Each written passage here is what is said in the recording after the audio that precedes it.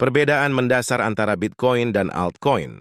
Jadi mungkin harus dipisahin dulu sih antara Bitcoin dan altcoin atau kripto.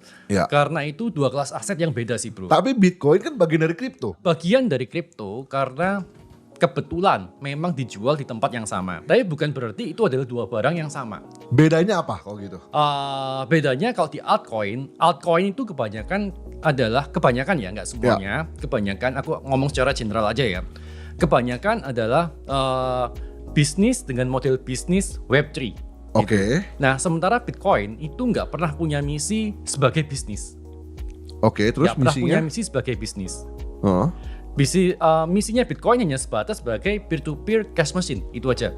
Udah, itu aja. Alat pembayaran gitu. Boleh, bisa dibilang sebagai alat pembayaran. Ya. Tapi sekarang dengan semakin berkembangnya adopsi Bitcoin, itu banyak orang yang memandang Bitcoin ini sebagai aset yang lain.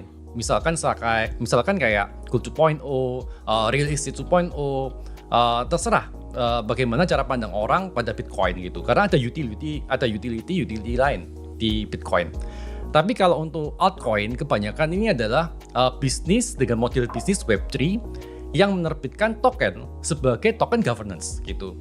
Dan actually mungkin nih sebagai user crypto kita nggak perlu amat sih punya token governance gitu. Jadi artinya Bitcoin itu alat pembayaran, sedangkan kripto itu ya orang-orang yang pingin cari duit dari exchange, orang-orang nggak ngerti setor duit lalu dia ambil selesai gitu.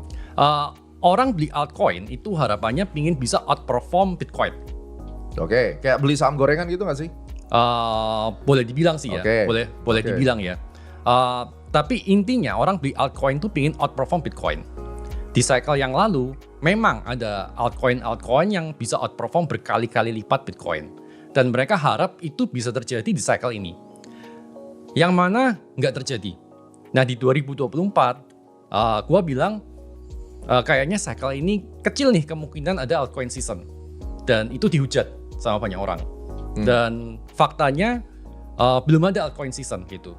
Altcoin season yang terakhir yang terjadi mungkin bulan November itu cuma terjadi sebentar aja dan nggak bisa ngembaliin harga altcoin ke all time high gitu.